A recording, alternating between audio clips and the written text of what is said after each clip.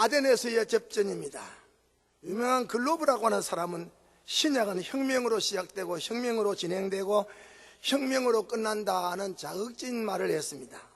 그렇다면 기독교 복음 선교란 일종의 혁명, 인간 혁명 운동이라고 말할 수 있습니다. 역사상에 나타난 모든 시대 전도자들은 본질적인 면에서 볼 때 복음의 혁명 아들이었다라고 생각합니다. 저들의 삶의 여로, 바울 일행의 삶의 여로가 그 선교의 항구 드로아에서 출발하여 에게 파도를 가르고 마게도니아 첫 성인 빌립보에서 주님의 교회를 탄생시켰습니다. 그리고 빌립보를 떠나 데살로니가에서 복음의 접전을 함으로 교회를 세웠습니다. 데살로니가에서 교인들의 도움을 받고 베레아로 옮겼습니다. 베레아에서 다시 성도들의 신변 도움을 받아서 배를 타고 유명한 아덴으로 옮기게 되었습니다. 이것은 새로운 복음의 접전을 우리에게 알리는, 아덴에서의 복음의 접전을 알리는 내용이 됩니다. 아덴에 도착한 바울을 봅니다. 17장 15절에 바울을 인도하는 사람들이 데리고 아덴까지 이르러, 이 말씀을 보면 아덴은 당시 로마 알렉산드리아와 더불어 세계 3대 도시 중에 하나였던 에게의 사로닉만에서 25km 들어간 곳에 자리 잡고 있습니다. 파라에우스 항구에서 8km 떨어진 내륙 도시로서 북쪽은 파르네 산이 있고 동쪽은 펜델리쿠 산이 있고 남쪽은 히메투산으로 둘러싸인 좋은 평지였습니다. 좁은 평지였습니다. 아덴은 세계 권력의 중심지였다. 우리가 역사상의 세계 권력의 중심지였다. 아덴의 권력을 역사적으로 우리가 거슬러 올라갈 시간이 없습니다. 아덴은 마게도니아의 필립 2세에 의해서 정복당했지만은 그의 아들 알렉산더를 통해서 그 문화와 학문이 전 세계에 퍼지는 결과를 초래했습니다. 아덴은 주전 146년에 로마의 정복을 당했습니다. 주 44년에는 클라우디오에 의해서 고린도에 있는 총독이 다스리는 로마 원로원의 소속 도시가 되었습니다. 그래서 로마는 아덴을 정치적인 자율구역으로 특혜를 베풀었습니다. 이 일로 아덴은 일종의 자유시로서 그 고유성이 그대로 남아 있었던 도시입니다. 이렇게 아덴은 예로부터 헬라의 찬란한 도시국가의 명주로 오늘의 민주주의의 고장이 되기도 했습니다. 아덴은 둘째로 학문의 중심지였습니다. 아덴을 일컬어 헬라의 눈이라고 했습니다. 아덴을 일컬어 예술과 웅변의 어머니라고 불렀습니다. 아덴을 일컬어 모든 지혜의 본 고장이라고도 하였습니다. 아덴은 철학, 문학, 예술의 중심지이고 서양 문화, 더 나아가서 세계 문명의 발상지였기도 합니다. 여러분, 소크라테스, 플라톤의 고장이자 아리스토텔레스, 에피큐리아파, 스토익 학파의 창설자 제노라고 하는 철학자가 활동하던 동무대였습니다. 셋째로 아덴은 종교적인 중심지였다. 아덴은 신전의 도시입니다. 아크로폴리스, 다시 말하면 언덕 위에 솟아있는 처녀라고 하는 뜻을 가진 신전을 위시하여 프로필레아 그리고 에크레데움 등 아직도 남아있는 수단 신전들의 폐허는 지금도 그곳을 여행하는 모든 사람들의 마음을 놀라게 만들고 있습니다. 아덴시 안에 자리 잡은 신상들은 당시 그 도시에 살고 있는 사람들의 숫자보다도 신상의 숫자가 많았다고 합니다. 그러므로 아덴에서는 사람 하나 만나보기보다는 신 하나를 만나기가 쉬웠다 하는 말이 남았습니다. 그래서 바울의 눈에 알지 못하는 신이라고 이렇게 신 이름을, 아덴 사람들이 신의 이름을 붙이다가 붙일 신의 이름이 없으니까 알지 못하는 신하고 그런 신상을 바울이 보았다고 합니다. 이렇게 철학과 정치와 종교 등의 세계 문화의 첨단을 걷고 있는 아덴에 바울이 왔습니다. 계획을 하고 온 것은 아닌 듯합니다. 베레아에서 피시나야, 거기서 실라와 디모데를 잠깐 기다리고 있을 동안인데, 그러면서 바울이 거기에서 잠깐 기다릴 동안에 아덴의 영적 참상을 보고 복음의 도전을 할 수밖에 없었다. 접전할 수밖에 없었다. 접전의 정체가 무엇이냐? 사도적 통찰에 나타난 접전의 정체가 무엇이냐? 16절에 바울이 아덴에서 저희를 기다리다가 온 성에 우상이 가득한 것을 보고 마음에 분하야 라고 했습니다. 바울이 아덴에서 실라와 디모데를 기다리는 중에 그는 아덴의 온 성에 우상이 가득한 것을 보았다 그랬습니다.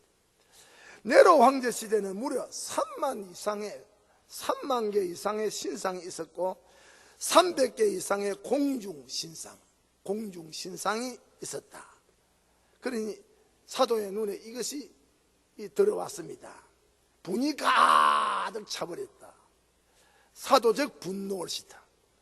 거룩한 종교적 분노입니다. 영의 분노입니다. 어쩔 수 없이 자기도 모르게 도전의식에 사로잡히고 말았습니다. 분했다. 자극을 받았다 이 말이죠. 날카롭게 되었다. 오늘 세상의 복음을 전도하는 전도자들에게 있어야 될 영적인 내용입니다. 우리가 불의를 볼 때, 어두움을 볼 때, 우상을 볼 때, 타락한 사탄의 장난들을 볼 때 우리는 분노할 줄 알아야 됩니다. 그래서 접전했다. 17장 17절에 회당에서는 유대인과 경건한 사람들과 또 저자에는 날마다 만나는 사람들과 변론했다. 회당에서는 유대교인을 상대했습니다. 율법에 근거해서 복음을 변정했습니다. 저자 아고라, 공중집회 장소, 시장이죠, 시장.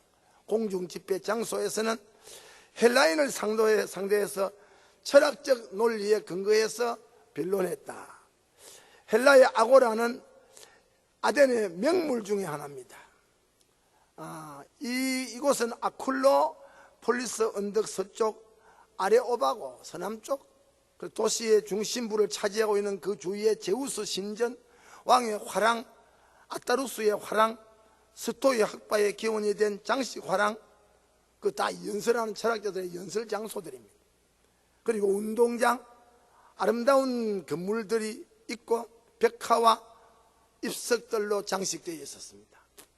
바로 그때부터 450년 전에 저 유명한 소크라테스가 철학 강의를 하던 장소가 바로 오늘 바울이 서 있던 여기 아고라였습니다. 그리고 아레오바고 장소였습니다.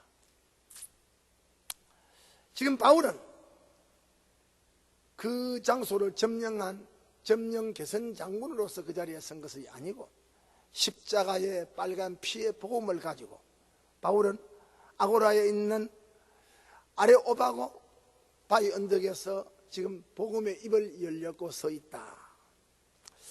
아고라 저자의 비침, 전도자의 상이 뭡니까? 거기에 나타나는데 거기 모인 사람들이 바울을 어떻게 보았느냐? 이분이 가득하야 복음을 전하고 싶은 바울을, 그리고 전도하던 바울을 저들이 어떻게 보았느냐? 아고라에 비친 전도자의 이미지가 어떠했느냐? 이 말쟁이라고 했습니다. 이 말쟁이라고 하는 뜻은 곡식 나다를 주워 먹는 사람들이다.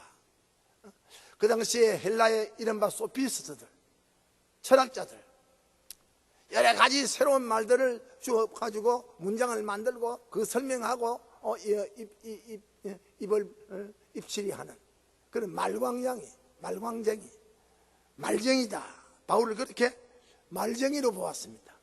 또 이방신을 전하는 사람으로 보았습니다. 18절에 당시 헬라사에서는 새로운 신을 소개하고 또 새로운 신을 따르는 사람들을 아주 좋아했습니다. 요사이 마치 새로운 차가 나오면 그 새로운 차를 사고 싶어서 아직 얼마 전에 샀던 차를 또 팔고 새 차를 사서 또 사람들 앞에 이목을 집중시키는 것을 취미로 여기듯이 하도 그 당시에 신들이 많으니까 새로운 신을 소개하는 사람들에 대해서 호기심을 가지고 사람들이 몰려들었습니다. 그래서 바울을 이방신을 전하는 사람이다. 이유는 저들이 듣지도 보지도 못한 말을 바울이 했습니다. 예수님이 부활했다. 그리고 예수를 믿으면 우리가 의에 부활을 한다. 상상할 수 없는, 알아듣지 못할 말을 하니까 아, 저 사람이 또 새로운 어떤 이방신을 가지고 온 사람이구나 라고 보았다 이 말입니다. 또 새 교를 말하는 사람이다. 19절에 참으로 바울은 새 교를 말하는 사람이었습니다. 새 종교를 가지고 온 사람입니다. 그러나 저들이 말하는 새 교라고 하는 것은 바울이 전하는 것과 전혀 다른 저들이 믿는 이방 종교 가운데 하나의 교를 가지고 온 사람이구나 라고 알았습니다. 또 무슨 이상한 것을 귀에 들려주고 떠나는 사람으로 여겼다. 20절에 아덴 사람들은 언제나 새 것을 좋아하는 종교적 변덕쟁이들입니다. 그래서 저들은 언제나 새 신에 대하여 광적인 호기심을 가지고 있는 사람들이었습니다. 바울을 그렇게 보았다 이거죠. 바울은 이들에게 접전을 합니다. 바울은 이들에게 도전합니다. 두 가지에 집중하고 도전합니다. 하나가 에피큐리안파와 하나가 스토이 학파입니다. 바울이 크게 도전한 접전의 정체는 에피큐리안파, 쾌락주의. 하나는 스토이 학파, 도덕주의. 인간 이성을 가지고 윤리와 도덕을 강조하는 도덕주의와 접전했습니다. 이 에피큐리안파, 이 사람들은 말로는 신을 믿지만은 하나님의 창조나 통치나 섭리나 초자연성을 믿지 아니하는 사람들입니다. 일종의 자연신론자들입니다. 이들의 사상은 일종의 유물론입니다. 영혼도 물질로 되어 있고 죽으면 모든 것은 소멸된다. 그렇게 믿는 에피큐리안파, 쾌락주의파들입니다. 이들의 주장 내용은 지상 목표가 행복이다 하는 것입니다. 그 행복은 향락을 누리는 데 있다.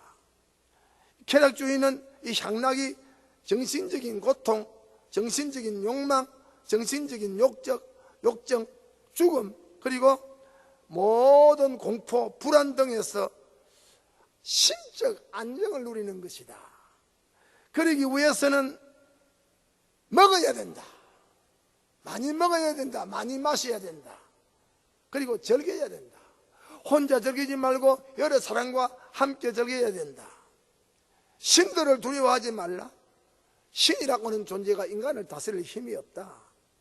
사망을 두려워하지 말라. 사망은 인간을 감미로운 잠으로 인도하는 것이다. 먹으라. 많이 먹으라. 함께 먹으라. 참으로 먹고 즐기는 시간에 모든 불안과 공포가 해소된다. 그것이 행복이다. 철두철미한 인본주의요, 반유실론주의요, 육체주의요, 현세주의자들이었습니다. 스토이고 학파가 있습니다. 이 사람들은 제노에 의해서 창설되었는데 이 사람들의 종교관은 범실론입니다. 세계의 영, 범실론적으로 신을 세계의 영이라고 합니다. 하나님이라고 하는 신은 세계의 영이다. 그렇게 말합니다. 이 사람들의 사상은 지식론자들입니다. 지식은 감각하는 것에 의해서만 얻어지는 것이다. 저들의 우주론은 무랄론입니다. 범실론입니다.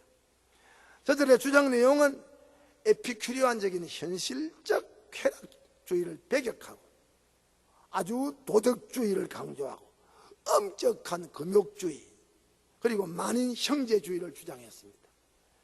그래서 그의 제자 가운데 세네카, 에픽테투스 그리고 마르쿠스 아우텔리우스 등이 유명한 제자입니다. 저들은 모두 저들의 선배였던 소크라테스, 플라톤, 아리스토텔레스의 이론을 심화시켜서 개성한 자들입니다. 이 에피큐리안 학파는 사두개주의와 같이 현실주의자들이고 스토아 학파는 바리새주의 같이 강한 도덕의식주의자들입니다.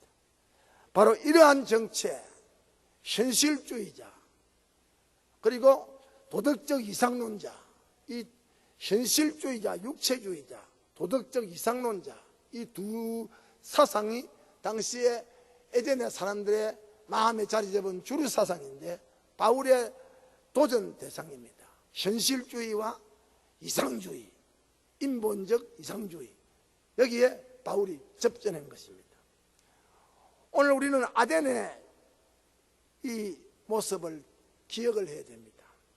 오늘의 아덴인 우리 주변의 모습들을 생각해야 됩니다. 현대판 아덴을 우리가 연상을 해야 됩니다. 참으로 온갖 유형, 무형의 신들로 가득 차버린 현실입니다.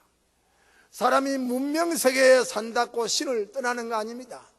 사람이 잘 살고 경제적인 여유가 있을 때 사람들의 마음은 오히려 종교적으로 돌아갑니다. 왜? 많이 먹어봤습니다. 많이 마셔봤습니다. 많이 입어봤습니다. 많이 가져보았습니다. 그래도 사람들의 영이 만족을 못합니다. 많이 먹어보고 많이 가져보고 많이 입어보고 많이 즐겨볼수록 사람들은 허무가 그와 정비례합니다. 그래서 저들은 이런 풍부한 물질, 과학, 이 문명 속에서 그 영혼들이 굶주리고 있다. 그래서 사람들은 종교를 찾게 됩니다. 허전합니다. 영이 허전합니다. 영이 굶주립니다. 영이 배가 고파합니다. 그래서 문명사회일수록 종교가 여러분 더 득세하고 있는 사실을 알아야 됩니다. 오늘 현대교회가 우리 도전의 정체가 무엇입니까? 현실주의입니다. 내일 죽으려니 오늘 먹고 마시고 즐기자. 천당이 어디 있냐? 내세가 어디 있느냐? 죽으면 그만이다. 이사야는 내일 죽으리니 오늘 먹고 마시고 즐기자고 하는 이 현실주의는 여러분 사함받지 못할 무서운 죄라고 이사야 선지자는 지적했습니다. 아니면 인본주의적인 이상, 사람의 누수, 이성을 바탕을 두고 사람들이 자기 자신을 기초로 이론을 성립시키고 지각작용에 의해서 사람들을 얽어매어 놓는 강한 도덕주의, 이거 스토익주의입니다.